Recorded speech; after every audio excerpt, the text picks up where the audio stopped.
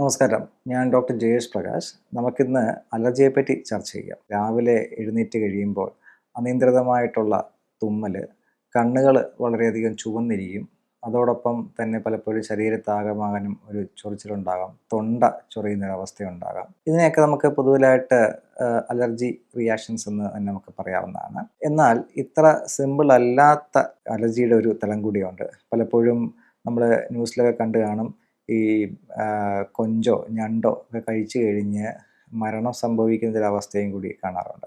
അപ്പോൾ അത് അലർജിയുടെ മറ്റൊരു തലമാണ്. വളരെ രൂക്ഷമായിട്ടുള്ള മരണത്തിന് പോലും കാരണമായേക്കാവുന്ന അലർജി.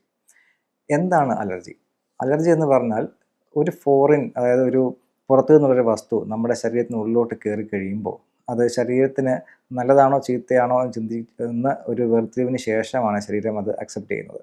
അപ്പോൾ ഇത് ഒരു ഫോറിൻ ബോഡി വന്നു കഴിയുമ്പം അത് മോശമാണെന്ന് തിരിച്ചറിഞ്ഞു കഴിഞ്ഞാൽ നമ്മളുടെ ഇമ്മ്യൂൺ വ്യവസ്ഥിതി അതിനെ ആക്രമിച്ച് കീഴടക്കാൻ ശ്രമിക്കുന്നൊരു പ്രക്രിയയുണ്ട്.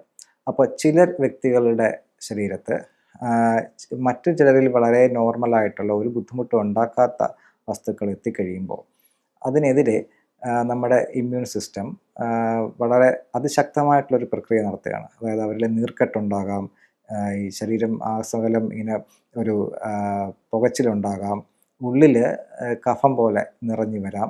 ഈ ഒരു അവസ്ഥകളൊക്കെയാണ് ഇതിൻ്റെ ഒരു തുടക്കം.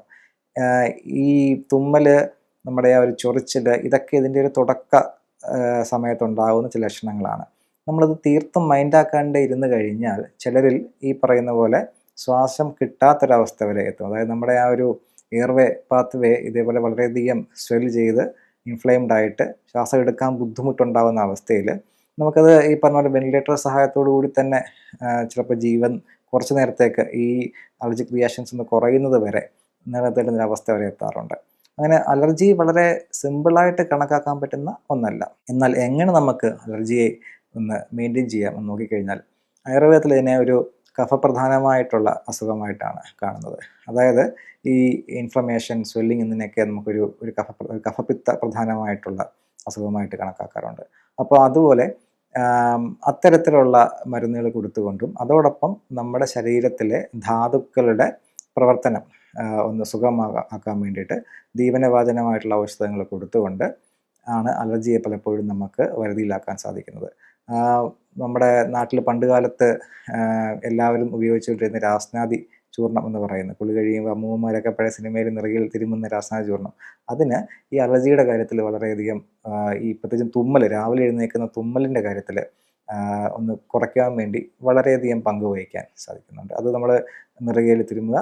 പലപ്പോഴും ആ ഒരു സിമ്പിളായിട്ടുള്ള ആ ഒരു പൊടി ഉപയോഗിക്കുമ്പോൾ തന്നെ പലരുടെയും ഈ രാവിലെ എഴുന്നേൽക്കുമ്പോഴുള്ള തുമ്മൽ അതിനുശേഷം ഇല്ലാണ്ടാവുന്നതായിട്ട് കണക്കാക്കാറുണ്ട്. അതോടൊപ്പം നമ്മൾ ശ്രദ്ധിക്കേണ്ടുന്ന മറ്റു ചില കാര്യങ്ങളുണ്ട്. വളരെയധികം വറുത്ത് പൊരിച്ച ആഹാര പദാർത്ഥങ്ങൾ, ഇപ്പോൾ നമ്മുടെ നാട്ടിൽ സുലഭമായിട്ടിരിക്കുന്ന സോസുകൾ, പുളി, ഉപ്പുരസം, ഇതൊക്കെ കൂടുതലായിട്ടുള്ള ആഹാരങ്ങൾ എത്തുമ്പോൾ ഇതൊക്കെ പലരിലും ഈ അലർജിക് റിയാക്ഷൻസ് ഉണ്ടാക്കുന്നുണ്ട്.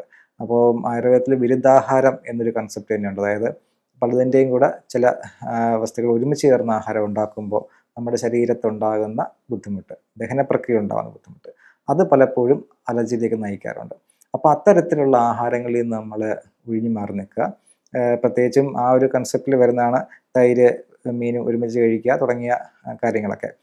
എന്നാൽ ചിലരിൽ അതത്ര ഒരു എഫക്റ്റ് ഉണ്ടാക്കുന്നില്ല. അതിൻ്റെ ഒരു പ്രധാനപ്പെട്ട കാരണം, നമ്മൾ ഫിസിക്കലി വളരെയധികം ആക്റ്റീവായിട്ടുള്ളൊരു വ്യക്തിയാണെന്നുണ്ടെങ്കിൽ നമുക്ക് എന്ത് ആഹാരം കിട്ടിയാലും അത് വളരെ പെട്ടെന്ന് തന്നെ ദഹിച്ചു പോകുന്നതായിട്ട് കാണാറുണ്ട്. എന്നാൽ ശരീരം അധികം അനങ്ങാത്ത, ഓഫീസ് ജോബുമായിട്ട് മാത്രം ഇരുന്ന് എ സിയിലും മറ്റും സ്ഥിരമായിട്ട് വർക്ക് ചെയ്യുന്ന ആൾക്കാരിൽ ഇത്തരത്തിലുള്ള ഈ ആഹാരങ്ങളുടെ ചില കോമ്പിനേഷൻസ് അലർജിയിലേക്ക് വളരെ പെട്ടെന്ന് നയിക്കാറുണ്ട്.